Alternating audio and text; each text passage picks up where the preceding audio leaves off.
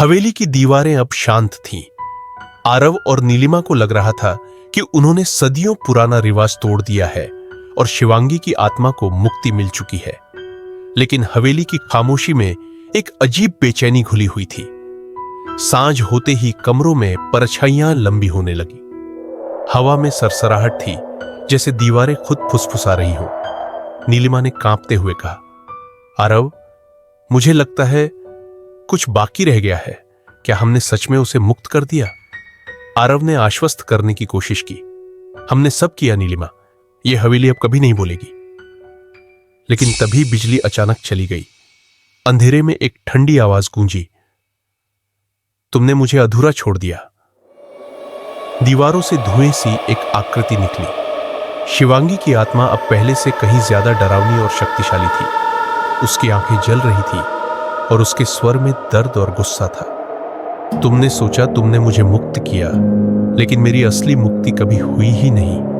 मैं हर पीढ़ी की बलि में बंधी रही और तुमने भी मुझे अधूरा छोड़ दिया। नीलिमा की आंखों में आंसू थे।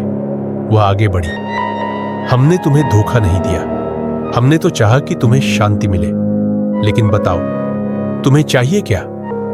शिवांगी की आत्मा ने चीखते हुए कहा, मुझे जीने का हक चाहिए था, मरने का नहीं। मुझे पूरी मुक्ति चाहिए थी।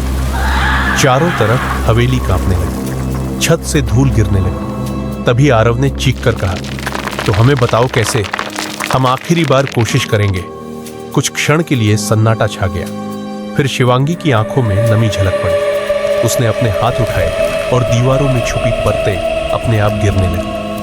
हवेली के हर कमरे से छुपे हुए राज बाहर आने लगे। वो बलिदान, वो चीखें, वो कहानियां जो सदियों से दबी हुई थी। जैसे जैसे सच उजागर होता गया, शिवांगी का चेहरा शांत होता गया।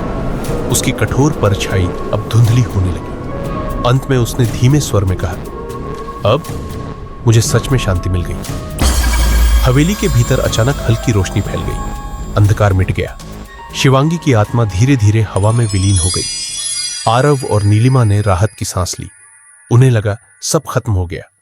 लेकिन तभी दरवाजे पर हल्की दस्तक हुई। दोनों ने चौंक कर देखा। दरवाजा अपने आप खुला। बाहर कोई नहीं था, बस हवेली के पुराने आंगन में जमीन पर एक ताजा खून की बूंद चमक रही थी। आरव और नीलिमा ने एक दूसरे को देखा। हवेली शांत थी। लेकिन क्या सच में सब खत्म हुआ था? कहानी यहीं थम गई, या शायद ये तो एक नई शुरुआत थी।